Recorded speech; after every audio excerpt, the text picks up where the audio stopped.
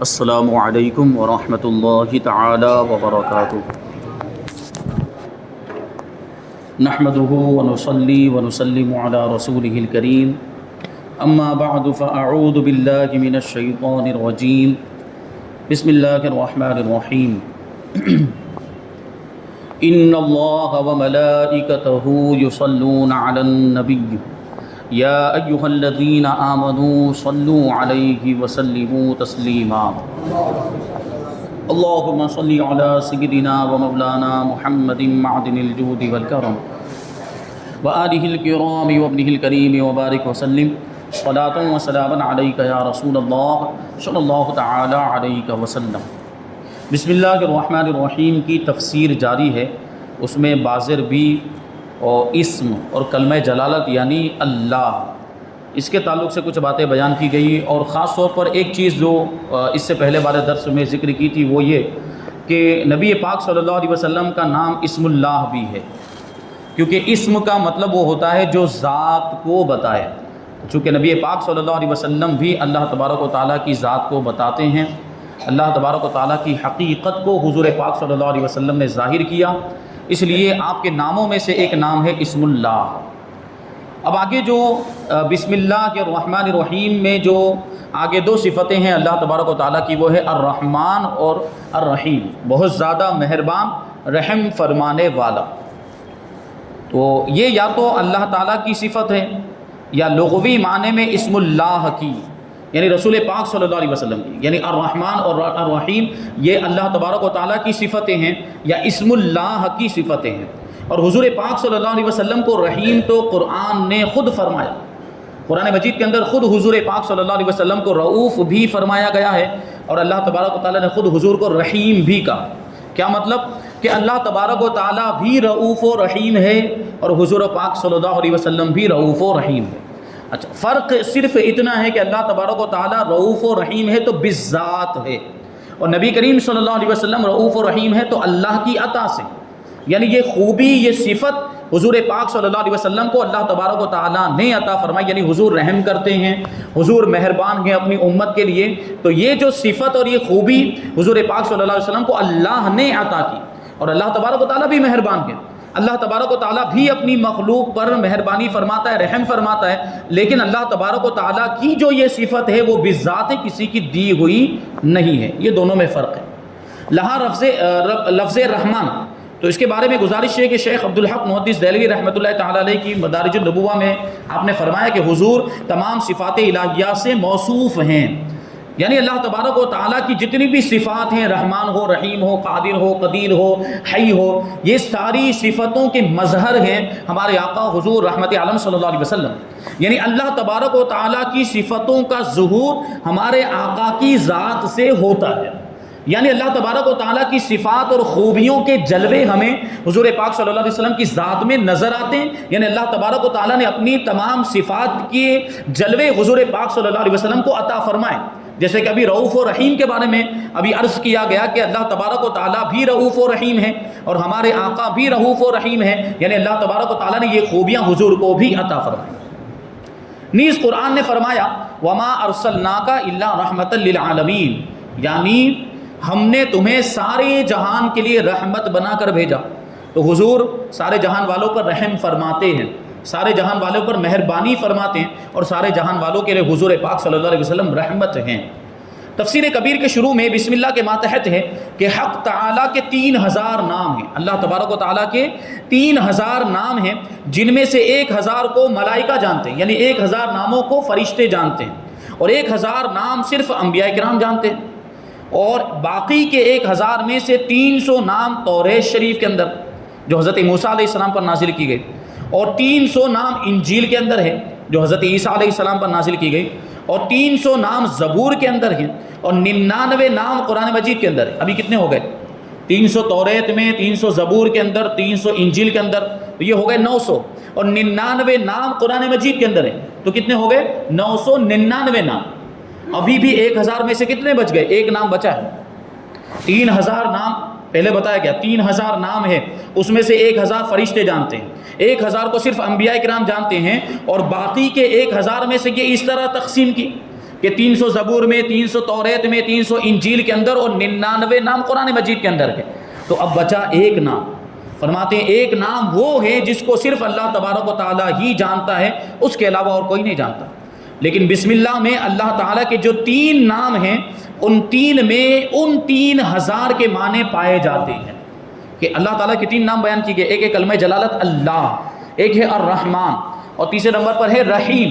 اللہ، رحمان، رحیم، یہ 3 نام ایسے ہیں کہ جس کے اندر وہ 3000 جو اللہ تعالیٰ کے اور نام ہیں، وہ 3000 ناموں کا معنی اور مطلب ان 3 ناموں کے اندر پایا جاتا ہے۔ یعنی کتنے جامع ہوں گے یہ نام کہ سارے نام اس میں سما جاتے ہیں۔ لہٰذا جس نے ان 3 ناموں سے حق تعالیٰ کو یاد کر لیا، یعنی ان 3 ناموں کے ذریعے، اللہ، رحمان اور رحیم کے ذریعے اللہ تعالیٰ کو پکارا، گویا اس نے تمام ناموں سے اللہ کو یاد کیا، یعنی 3000 ناموں سے اللہ تعالیٰ کو یاد کیا۔ تو سوچیں یہ بسم اللہ کتنا چھوٹا سا مطلب جملہ ہے، کلمہ ہے، اور کتنا آسان ہے پڑھنے کے اعتبار سے بھی۔ بسم اللہ الرحمن الرحیم، یہ اگر ہم اپنے جائز کام، ہر جائز اور نیک کام کے شروع میں پڑھ لیں تو سوچیں کہ ان 3 ناموں کے اندر 3000 ناموں کی برکت شامل ہو جائے گی۔ 3000 ناموں کے معانی جب اس میں پائے جاتے ہیں تو ہم جب یہ 3 نام اگر پڑھ لیں اور اللہ کو ان 3 ناموں کے ذریعے سے یاد کر لیں تو گویا کہ ہم نے اللہ تبارک و تعالیٰ کو 3000 ناموں کے ذریعے یاد کیا۔ تو اب ہم جس کام کے شروع میں بسم اللہ پڑھ لیں تو 3000 ناموں کی برکتیں شامل ہو جائیں۔ اسی لیے تو بسم اللہ کی برکتیں ہم سنتے رہتے ہیں کہ بسم اللہ کے اندر اللہ تبارک و تعالیٰ نے کیسی برکتیں رکھی کہ بسم اللہ پڑھ کر جو کام شروع کیا جاتا ہے پھر اس میں برکت ہو جاتی ہے، اللہ تبارک و تعالیٰ اس کام کو پائے تکمیل تک پہنچا دیتا ہے۔ کوئی بھی نیک و جائز کام، بلکہ ہم اگر کاروبار بھی کر رہے ہوں اور کاروبار اچھی نیت کے ساتھ کر رہے ہو کہ ہم اپنے اہل و عیال کو کھلائیں گے اور خود بھی اپنی ضرورتوں کو پورا کریں گے، جائز کاموں کے اندر جو بھی کمائیں گے اس کو خرچ کریں گے، تو یہ اس نیت کے ساتھ کاروبار شروع کر رہے ہیں اور اس میں بھی اگر بسم اللہ ہم پڑھ لیتے ہیں تو اللہ تبارک و تعالیٰ اس میں خوب برکتیں عطا فرمائے گا۔ ان تمام ناموں میں لفظ اللہ حق تعالیٰ کا ذاتی نام ہے اور باقی اسماء صفاتیہ۔ لفظ اللہ جو ہے یہ اللہ کا ذاتی نام، اور باقی رحمان، رحیم، قادر، قیوم، قدیر، غفور، غفار، ستار، یہ جتنے بھی نام ہیں یہ اللہ تعالیٰ کے صفاتی نام ہیں۔ اس سے پہلے بھی میں نے ایک بات جو ہے کہ اس تعلق سے عرض کی تھی، ذاتی اور صفاتی نام کے تعلق۔ جیسے ہم اور آپ، ہمارے جو عام طور پر جو نام ہوتے ہیں وہ ہمارے ذاتی نام، یعنی ہماری پہچان کے لیے ہمارا نام رکھ دیا گیا۔ جیسے مان لیجئے کسی کا نام شفیق ہے تو شفیق کا مطلب ہوتا ہے مہربان، لیکن یہ نام ہے ذاتی، کسی کو پکارنے کے لیے اس کا نام، اس کی پہچان کے لیے اس کا نام شفیق رکھ دیا۔ اب شفیق کا مطلب ہوتا ہے مہربان، وہ اس کی ذات میں پایا جاتا ہو یا نہ پایا جاتا ہو اس سے کوئی مطلب نہیں، وہ مہربان ہو کہ نہ ہو، بس اس کا نام ہے شفیق تو ہم اس کو نام لے کر پکاریں گے، یہ اس کا ذاتی نام ہو گیا جو اس کی ذات کو بتانے کے لیے ہوگا شفیق۔ اسی طرح ہمارے آپ کے بھی جو نام ہیں یہ سب ہمارے ذاتی نام، لیکن کچھ نام ایسے ہوں گے جو صفاتی نام ہوں گے۔ جیسے مان لیجئے کہ کوئی ایک شخص ہے، اس کا نام ہے عبداللہ، لیکن وہ مہربان بھی ہے، تو اس کو ہم کہیں گے کہ عبداللہ شفیق ہے، عبداللہ مہربان ہے۔ تو اب جو شفیق یہاں پر جڑا عبداللہ کے ساتھ جڑا کہ عبداللہ تو اس کا اسم ذاتی ہو گیا جو اس کی ذات کو بتا رہا ہے، لیکن اس کے ساتھ جو ہم نے شفیق جوڑا اب وہ اس کی صفت کو بتا رہا ہے، اب وہ اس کی خوبی کو بتا رہا ہے۔ صفت مطلب خوبی، جو بھی انسان کے اندر خوبیاں پائی جاتی ہیں ان کو صفات کہا جاتا ہے۔ اب یہ صفات جو ہے اچھی بھی ہو سکتی ہے، بری بھی ہو سکتی ہے، خوبی ہے تو اچھی ہے، اور اگر بری کیفیت ہے تو وہ بھی صفت ہے لیکن اس کو بری صفت کہا جائے گا۔ تو کبھی تو ہم اچھے نام بھی رکھ سکتے ہیں، کبھی برے نام بھی، جیسے کوئی چور ہے تو اس کو عربی میں سارق کہا جائے گا، تو یہ بھی اس کی صفت ہوئی، چور ہونا بھی اس کی ایک صفت ہوئی لیکن یہ بری صفت ہوئی۔ اور اسی طریقے سے شفیق ہونا یعنی مہربان ہونا، یہ اس کی ایک اچھی صفت ہوئی۔ تو دیکھیں یہاں پر اب عبداللہ اس کا ذاتی نام ہو گیا اور شفیق جو ہے وہ اس کا صفتی نام ہو گیا، کیونکہ اس کے اندر یہ معنی پایا جاتا ہے، مہربان ہونے کا معنی پایا جاتا ہے، شفقت کرنے والا ہونے کا معنی اس کے اندر پایا جاتا ہے، تو یہ نام ہو گیا اس کا صفتی نام۔ اسی طرح اللہ تبارک و تعالیٰ کا جو نام ہے کلمہ جلالت اللہ، یہ اس کا ذاتی نام ہے، اور اس کے علاوہ جو دوسرے نام ہے رحمان ہے، رحیم ہے اور قیوم ہے، غفار، یہ سب اس کے صفاتی نام ہیں، یعنی اللہ تبارک و تعالیٰ کے اندر یہ صفتیں پائی جاتی ہیں۔ اللہ رحمان بھی ہے، رحیم بھی ہے، اللہ بخشنے والا بھی ہے، اللہ عیوب کو چھپانے والا بھی ہے، اللہ جو ہے کہ قہر فرمانے والا، اللہ جبر فرمانے والا، اور اللہ تبارک و تعالیٰ زندہ بھی ہے، لوگوں کو زندہ رکھنے والا ہے۔ یہ سارے جو نام ہے یہ پھر صفاتی نام ہو گئے۔ ذاتی نام اسے کہتے ہیں جو کہ صرف ذات کو بتائے اور صفاتی نام وہ کہلاتے ہیں جو کہ ذات کے ساتھ صفت کی طرف بھی اشارہ کریں، یعنی کوئی خوبی بھی بتائے. جیسے ایک آدمی کا نام عبداللہ خان ہے لیکن وہ عالم بھی ہے، اس وجہ سے اسے عالم کہتے ہیں. اور چونکہ وہ اس نے قرآن پاک بھی حفظ کر لیا، اور جو قرآن پاک یاد کر لے اس کو ہم لوگ کیا کہتے ہیں؟ حافظ. اور لہٰذا اسے حافظ بھی کہتے ہیں. عالم بھی ہے، حافظ بھی ہے. تو اب عبداللہ کے ساتھ کیا کیا لگتا چلا جائے گا آگے؟ عبداللہ عالم بھی ہے، حافظ بھی ہے. یہ بڑھ گیا اضافہ. اور قرات بھی اس نے سیکھی، قرآن کی قرات بھی وہ جانتا ہے، تو اس واسطے اس کو قاری بھی کہا جاتا ہے. زمین کا مالک بھی ہے، یعنی اس کے پاس ایک پلاٹ ہے، مان لیجئے کھیت وغیرہ جو کچھ بھی ہے، تو اس کی وجہ سے اب اس کو زمیندار بھی کہنے لگ گئے. تو یہ زمیندار بھی تو اس کی ایک صفت ہوئی. تو عبداللہ اس کا ذاتی نام ہوا کیونکہ یہ ذاتی نام عبداللہ جو ہے صرف اس کی ذات کو بتا رہا ہے، اور علم، قراءت اور حفظ وغیرہ کی طرف اشارہ اس سے نہیں ہو رہا ہے. یہ صرف عبداللہ بولے تو اس سے ہمیں یہ سمجھ میں آئے گا کہ وہ عالم بھی ہے.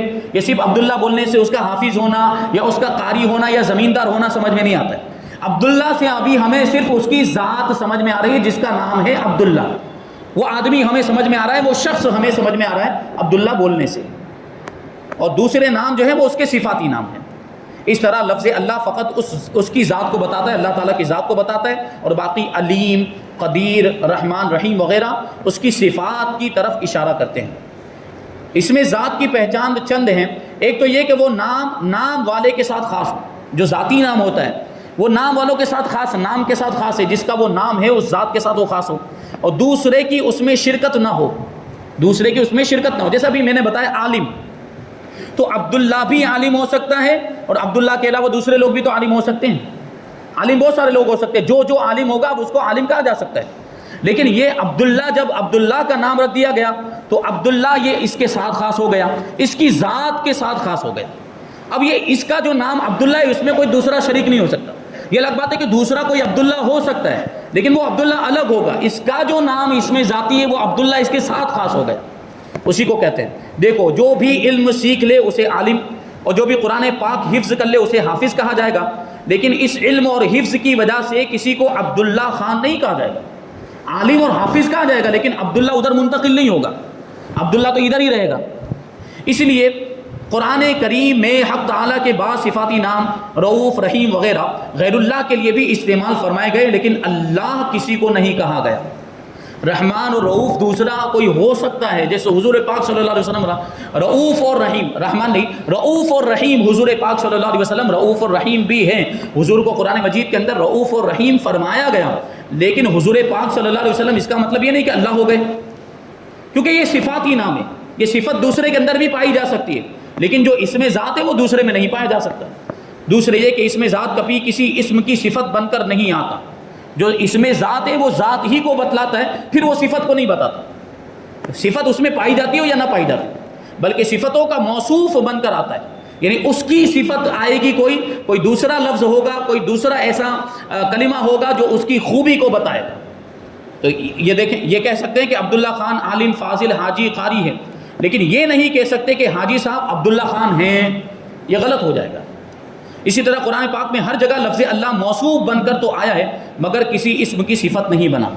تیسری پہچان یہ ہے کہ اسماء صفات میں زیادتی کمی کا احتمال ہوتا ہے، مگر اس میں ذات میں یہ احتمال نہیں. اس میں ذات میں کسی طرح کی زیادتی کمی نہیں ہو سکتی.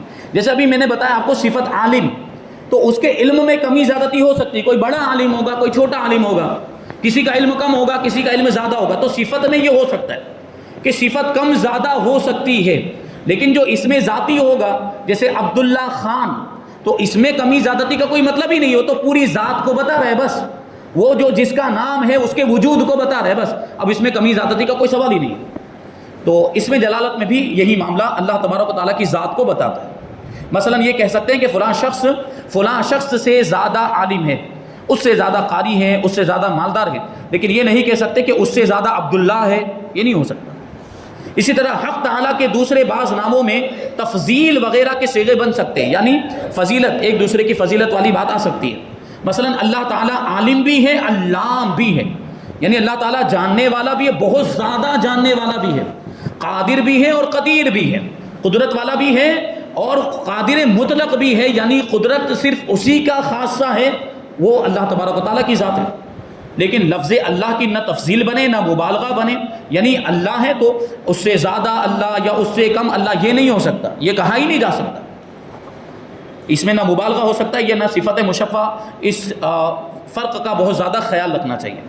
اب اس میں اختلاف ہے کہ اللہ کسی اور لفظ سے بنا ہے یا نہیں بنا، یعنی مشتق ہے یا جامد ہے۔ عربی کے اندر بہت سے الفاظ دوسرے الفاظ سے بنتے ہیں، اور بہت سے الفاظ ایسے ہوتے ہیں جن سے دوسرے الفاظ بنتے ہیں، ان کو مصدر کہا جاتا ہے، اور جو بنتے ہیں الفاظ ان کو مشتق کہا جاتا ہے۔ تو اب لفظ اللہ کے بارے میں یہی بحث کریں گے کہ یہ جو لفظ اللہ ہے کلمہ جلالت، یہ کسی دوسرے لفظ سے بنا ہے یا نہیں بنا۔ بعض علماء کرام فرماتے ہیں کہ یہ مشتق ہے، یعنی دوسرے لفظ سے بنا ہے، اور بعض کہتے ہیں کہ یہ جامد ہے، یعنی کسی بھی لفظ سے نہیں بنا۔ مشتق کہنے والے یہ یقینی فیصلہ نہیں کر سکے کہ کس سے بنا ہے، انہوں نے یوں تو کہہ دیا کہ یہ دوسرے لفظ سے بنا ہے، لیکن کس لفظ سے بنا وہ نہیں بتا پائے، کس لفظ سے مشتق ہے یہ فیصلہ نہیں کر پائے۔ بعض نے کہا کہ یہ الہن سے بنا ہے، جس کے معنی ہوتے ہیں سکون اور چین اور قرار، چونکہ اللہ تعالیٰ کے ذکر سے سب کو چین اور قرار آتا ہے اس لیے اس کا نام ہے اللہ، یا اس لیے کہ ہر ممکن چیز واجب پر ختم ہوتی ہے اور قرار پکڑتی ہے، یعنی ہر ممکن کا مطلب پوری کائنات، جو بھی اللہ تبارک و تعالیٰ نے جتنی بھی مخلوقات پیدا کی، اللہ تعالیٰ کے علاوہ جتنی بھی چیزیں ہیں وہ سب ہیں ممکن۔ ممکن کا مطلب ہوتا ہے پہلے موجود نہیں تھی، پھر اللہ تبارک و تعالیٰ نے ان کو وجود بخشا، وہ وجود میں آئے، اور ایک وقت ایسا آئے گا کہ یہ ختم ہو جائے گی۔ تو یہ ساری چیزیں ہم بھی ممکن میں آتے ہیں۔ یہ جو لفظ ممکن جو عام طور پر ہم اردو میں یا ہم اپنی زبان میں بولتے ہیں، یہ وہ معنی مراد نہیں ہے یہاں پر، یعنی اللہ کے علاوہ جتنی بھی چیزیں وہ ساری چیزیں ممکن ہیں، اور اللہ تبارک و تعالیٰ واجب ہے، واجب الوجود ہے کا مطلب یہ کہ اللہ ہمیشہ سے ہے، ہمیشہ رہے گا، نہ اس کی کوئی ابتدا ہے نہ اس کی کوئی انتہا ہے، اللہ تبارک و تعالیٰ واجب الوجود ہے۔ تو ہر ممکن چیز یہ بھروسہ کرتی ہے واجب الوجود پر، کیونکہ ہر ممکن چیز کو وجود کس نے بخشا؟ اللہ تبارک و تعالیٰ نے بخشا ہے، تو ہر ممکن چیز واجب پر ختم ہوتی اور قرار پکڑتی ہے۔ تو تمام عالم کے متعلق سوال ہو سکتا ہے کہ اس کو کس نے بنایا، لیکن اللہ کے بارے میں یہ سوال نہیں ہو سکتا کہ اس کو کس نے بنایا، کیونکہ وہ تو واجب الوجود ہے، وہ ہمیشہ سے ہے، وہ ہمیشہ رہے گا، اس کو کسی نے نہیں بنایا بلکہ اس نے سب کو بنایا۔ بعض نے فرمایا ہے کہ لفظ ولہن سے بنا ہے، یہ کلمہ جلالت جو ہے وہ لفظ ولہن سے بنا ہے، جس کے معنی ہوتے ہیں حیرانی، حیران ہو جانا، پریشان ہو جانا، کسی چیز کے بارے میں کوئی فیصلہ نہ کر پانا۔ چونکہ تمام مخلوق اللہ تبارک و تعالیٰ کی ذات و صفات میں حیران ہے، اللہ تعالیٰ کی حقیقی معرفت کوئی بھی حاصل نہیں کر سکتا دنیا میں رہتے ہوئے۔ اللہ تعالیٰ کی حقیقی معرفت، جو عارفان حق تھے، جو عارف باللہ تھے، جو معرفت کی منزلیں طے کرنے والے تھے، اللہ کے ولی، انہوں نے کبھی یہ دعویٰ نہیں کیا کہ ہم نے اللہ کو جان لیا، ہم نے اللہ کی ذات و صفات کو جان لیا، انہوں نے کبھی یہ دعویٰ نہیں کیا، بلکہ وہ خود اللہ تبارک و تعالیٰ کی معرفت میں حیران و پریشان رہتے تھے، اور ان کو صرف تھوڑی سی اللہ تبارک و تعالیٰ کی تجلیاں ملتی تھی، اللہ تعالیٰ کی پوری ذات کی معرفت نہیں ہوتی تھی، اللہ تبارک و تعالیٰ ان کے دل پر اپنی تجلی ڈالتا تھا، تو بس تھوڑی بہت ان کو معرفت حاصل ہو جاتی تھی۔ تو یہ اس وجہ سے انہوں نے بھی، اللہ کے ولیوں نے بھی کبھی یہ دعویٰ نہیں کیا کہ ہم نے اللہ کو پورے طور پر جان لیا، بلکہ وہ ہمیشہ یہی ان کے تعلق سے آپ کو ملے گا کہ وہ منازل طے کرتے ہیں، یعنی اللہ کی معرفت اور سلوک کے منازل طے کرتے ہیں اور دھیرے دھیرے ترقی کرتے ہیں، اور جتنی زیادہ معرفت اللہ کی حاصل ہوتی جاتی ہے ان کا مرتبہ پھر اتنا ہی بڑا ہوتا جاتا ہے۔ لیکن پھر بھی اگرچہ بہت بلند مرتبے پر پہنچ جائے، پھر بھی یہ نہیں کہا جا سکتا کہ کسی ولی نے پورے طور پر اللہ کو جان لیا یا اس کی ذات و صفات کو جان لیا۔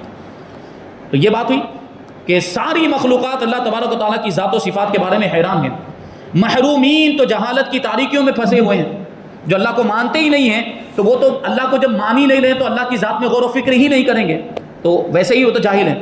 اور واصلین الی اللہ، یعنی اللہ کی بارگاہ میں پہنچنے والے، اللہ تک اللہ کا قرب رکھنے والے نورانی تجلیات کے علاوہ کچھ نہیں پا سکتے۔ ان کو بھی جو کچھ ملا ہے، اللہ کے ولیوں کو بھی جو کچھ ملا ہے، وہ صرف اللہ کے نور کی تجلیاں ملی، ان کو بھی تو اللہ کی ذات کا علم نہیں، ان کو بھی اللہ کی صفات کا علم نہیں، اور اس کی حقیقت کو کوئی نہیں پہنچ سکا۔ بعض حضرات فرماتے ہیں کہ یہ لاہن سے بنا ہوا ہے، جس کے معنی ہے بلندی، چونکہ اللہ تعالیٰ کی ذات تمام ممکنات سے بلند و بالا تر ہے، اس لیے اس کو اللہ کہا جاتا ہے۔ بعض کہتے ہیں کہ لفظ اللہ یہ اس لاہن سے بنا ہے جس کے معنی حجاب یعنی پردہ کے ہوتے ہیں، چونکہ اللہ تعالیٰ کی ذات نظر، خیال، گمان، وہم، عقل سب سے ورا ہے، یعنی ہماری عقل اللہ تعالیٰ کی ذات تک نہیں پہنچ سکتی، ہماری نظر اللہ تعالیٰ کو دیکھ نہیں سکتی، ہمارا گمان، ہمارا خیال بھی اللہ تبارک و تعالیٰ کی ذات کا احاطہ نہیں کر سکتا، اس لیے اسے اللہ کہتے ہیں۔ اور لطف یہ کہ اللہ تعالیٰ کی ذات زیادتی ظہور کی وجہ سے چھپ گئی اور کمال نور کی وجہ سے نظر نہ آ سکی۔ بعض فرماتے ہیں کہ لفظ اللہ یہ الہن سے بنا ہے، جس کے معنی ہے عاجزی اور زاری کرنا، یعنی رونا۔ اللہ کی بارگاہ میں عاجزی اور گریہ و زاری کرنا، رونا گڑ گڑانا۔ چونکہ تمام بندے اس کی بارگاہ میں عاجزی اور زاری کرتے ہیں، اس کی بارگاہ میں عاجزی کرتے ہیں، گریہ اور زاری کرتے ہیں اور روتے ہیں، لہٰذا اسے اللہ کہتے ہیں۔ کبھی کبھی انسان اسباب پر نظر کر لیتا ہے، کبھی کبھی ظاہری اسباب پر نظر کر لیتا ہے، ظاہری اسباب کو دیکھ لیتا ہے، لیکن پھر اس کی انتہا مسبب الاسباب پر ہی ہوتی ہے۔ یعنی ظاہری طور پر، جیسے ابھی ہم مثال کے طور پر کوئی بیمار ہو گیا تو ابھی پہلے ظاہری اسباب کو اختیار کرے گا۔ کوئی آدمی بیمار تو کیا کرتا ہے؟ سب سے پہلے علاج کروائے گا، دوا کا استعمال کرے گا، تو یہ دوا جو ہے وہ ظاہری سبب ہوا، لیکن حقیقت میں شفا دینے والا کون ہے؟ اللہ تبارک و تعالیٰ۔ اس دوا کے اندر بھی شفا کس نے رکھی ہے؟ اللہ تبارک و تعالیٰ نے رکھی ہے۔ اسی وجہ سے تو جب دواؤں سے آدمی اچھا نہیں ہو پاتا، بیمار کی بیماری اگر دواؤں اور علاج سے بھی نہیں دور ہو پاتی، تو پھر کیا کرتے ہیں؟ آخرکار ہم اللہ کی بارگاہ میں رجوع کرتے ہیں۔ یعنی پھر کیا کہا جاتا ہے؟ اب دوا سے کام نہیں ہونے والا، اب دعا کرنی پڑے گی۔ یہ آتا ہے کہ نہیں معاملہ؟ تو پھر ہم مسبب الاسباب کی طرف توجہ کرتے ہیں، اور مسبب الاسباب یعنی اسباب کو پیدا کرنے والا وہ اللہ تبارک و تعالیٰ ہے۔ یہ اسباب کے اندر بھی جو خوبیاں اور جو تاثیر آئی ہے، یہ اللہ تعالیٰ کی عطا سے آئی۔ بعض لوگوں نے کہا ہے کہ لفظ اللہ یہ اس الہن سے مشتق ہے، اس الہن سے بنا ہے جس کے معنی ہے گھبرا کر آنا۔ چونکہ تمام مخلوق ہر مصیبت میں آخرکار اللہ تبارک و تعالیٰ کی پناہ پکڑتی ہے اور گھبرا کر اللہ تبارک و تعالیٰ کی بارگاہ میں حاضر ہو جاتی ہے، اس لیے اللہ، اس کا نام، اس ذات کا نام اللہ ہے۔ صاحب تفسیر کبیر نے اسی معنی کے ماتحت فرمایا کہ مقروض قرض خواہ کو دیکھ کر بھاگتا ہے۔ اگر ہم نے یا جو ہے کہ دنیا کے معاملات ہم دیکھ لیں، انسان نے اگر کسی سے قرض لے لیا ہو اور اس کا قرض خواہ جس کے پاس سے اس نے قرض لیا وہ سامنے آ جائے تو یہ بھاگنے لگتا ہے، لیکن پروردگار ایسا کریم ہے کہ اس کے مقروض بندے اسی کی بارگاہ کی طرف بھاگتے ہیں، بلکہ وہ خود سب کو بلا رہا ہے۔ وہ فرماتا ہے فَفِرُّوا إِلَى اللَّهِ، کہ اللہ کی طرف بھاگ کر آؤ۔ بادشاہ اور مالدار غریبوں سے اپنے دروازے بند کر لیتے ہیں تاکہ فقیر ہمارے پاس نہ آنے پائیں، لیکن رب تبارک و تعالیٰ وہ غنی اور بے نیاز ہے کہ جس کا دروازہ ہر وقت ہر ایک کے لیے کھلا رہتا ہے، اور تو بھگاتے ہیں، یعنی دوسرے لوگ، انسان تو فقیروں کو بھگا بھی دیتے ہیں، اپنے دروازے سے ہانک بھی دیتے ہیں، لیکن اللہ تبارک و تعالیٰ تو اپنے دروازے کی طرف بلاتا ہے اور فرماتا ہے ادعونی استجب لکم، اے بندو مجھ سے مانگو، میں تمہاری بات مانوں گا، تمہاری دعا کو قبول کروں گا، اور جو مانگو گے وہ میں دوں گا۔ یہ اللہ تبارک و تعالیٰ کی بارگاہ ہے۔ ایک حکایت یہاں پر بیان کر کے بات کو ختم کر دیتے ہیں کہ دو بھائی تھے، ان میں سے ایک متقی پرہیزگار تھا، نیک تھا، اور دوسرا فاسق و فاجر اور بدکار تھا، گنہگار۔ جب فاسق بھائی مرنے لگا تو متقی بھائی نے کہا دیکھا تجھے میں نے بہت سمجھایا مگر تو اپنے فسق و فجور سے باز نہیں آیا، یعنی اپنے گناہوں کو تو نے نہیں چھوڑا، اب تیرا آخری وقت آ گیا، اب بول تیرا کیا حال ہوگا، اتنے گناہوں میں تو نے زندگی گزاری ہے، اب مر کر تو جائے گا تو تجھے سزا ملے گی وغیرہ، اب اپنے حال کے بارے میں غور و فکر کر۔ تو وہ جو گنہگار بھائی تھا اس نے جواب دیا کہ اگر قیامت کے دن میرا رب میرا فیصلہ میری ماں کے سپرد کر دے تو بتاؤ کہ ماں مجھے کہاں بھیجے گی، دوزخ میں یا جنت میں بھیجے گی؟ تو پرہیزگار بھائی نے جواب دیا کہ ماں تو واقعی جنت میں بھیجے گی، یعنی ماں تو یہی چاہے گی کہ میرا بیٹا جنت میں چلا جائے، ماں کبھی نہیں چاہے گی کہ اس کا بیٹا جہنم میں جائے یا کسی تکلیف میں مبتلا ہو جائے۔ تو اس نے یہ سوال پوچھا، گنہگار بھائی نے پوچھا کہ اگر میرا فیصلہ میری ماں کے حوالے کر دیا جائے تو میری ماں کیا چاہے گی، وہ مجھے جنت میں بھیجنا چاہے گی یا جہنم میں بھیجنا چاہے گی؟ تو نیک بھائی نے جواب دیا کہ ماں تو یہی چاہے گی کہ تو جنت میں چلا جائے۔ اب دیکھیں گنہگار بھائی نے کیا جواب دیا، یہ بڑا تاریخی جملہ، گنہگار نے جواب دیا کہ میرا رب میری ماں سے زیادہ مہربان ہے، یہ کہا اور انتقال کر گیا۔ یعنی جب ماں نہیں چاہتی ہے کہ میں جہنم میں چلا جاؤں تو میرا رب تو میری ماں سے بھی زیادہ مجھ پر مہربان ہے، تو وہ کب چاہے گا کہ میں جہنم میں چلا جاؤں؟ اب بڑے بھائی نے اس کے انتقال کے بعد خواب میں دیکھا کہ وہ بڑا ہی خوشحال ہے اور اس کی مغفرت ہو چکی، تو یہ نیکوکار بھائی نے اس کی وجہ پوچھی کہ تیری مغفرت کیسے ہو گئی؟ تو اس نے کہا میری اسی مرتے وقت کی بات نے میرے تمام گناہ بخشوا دی، اللہ پر بھروسہ۔ تو اس وجہ سے اس کو اللہ کہتے ہیں۔ لیکن حق یہ ہے کہ لفظ اللہ کسی لفظ سے بنا ہی نہیں، جیسے اس کی ذات کسی سے نہیں بنی، اللہ تبارک و تعالیٰ کی ذات کسی سے نہیں بنی ہے، اسی طرح اس کا نام بھی کسی دوسرے لفظ سے نہیں بنا ہے۔ سبحان اللہ، کہ جب اس کے نام میں اتنی حیرانی ہے، یعنی نام کے بارے میں اتنی بحث ابھی آپ نے سنی کہ جب نام کے بارے میں لوگ اتنے حیران ہیں، پریشان ہیں کہ کس سے بنا، کیسے بنا، یہ کسی دوسرے لفظ سے بنا بھی ہے کہ نہیں بنا، لوگ اس میں اتنی بحث کر رہے ہیں اور اس کے تعلق سے اتنے حیران و پریشان ہیں، تو کون دعویٰ کر سکتا ہے کہ میں نے رب کی حقیقت کو پا لیا؟ جب نام کی حقیقت تک لوگ نہیں پہنچ پا رہے ہیں تو اس کی ذات تک لوگ کیسے پہنچ پائیں گے اور اس کی حقیقت کو کیسے کوئی پا سکتا ہے؟ اسی وجہ سے تو اولیاء کرام اپنی پوری زندگی اللہ کی معرفت حاصل کرنے میں نکال دیتے ہیں، لیکن کبھی کسی ولی نے یہ دعویٰ نہیں کیا کہ میں نے اللہ کی ذات کو جان لیا یا جو ہے کہ اس کو پہچان لیا، اس کی پوری معرفت حاصل کر لی۔ اب انشاءاللہ تبارک و تعالیٰ لفظ اللہ کی خصوصیات انشاءاللہ آگے شامل کریں گے۔ اللہ تبارک و تعالیٰ کی بارگاہ میں دعا ہے کہ جو کچھ بھی بیان ہوا اس پر ہم سب کو عمل کرنے کی توفیق عطا فرمائے اور نور قرآن سے ہم سب کے دلوں کو روشن اور منور فرمائے۔ وما علینا الا البلاغ۔ السلام علیکم۔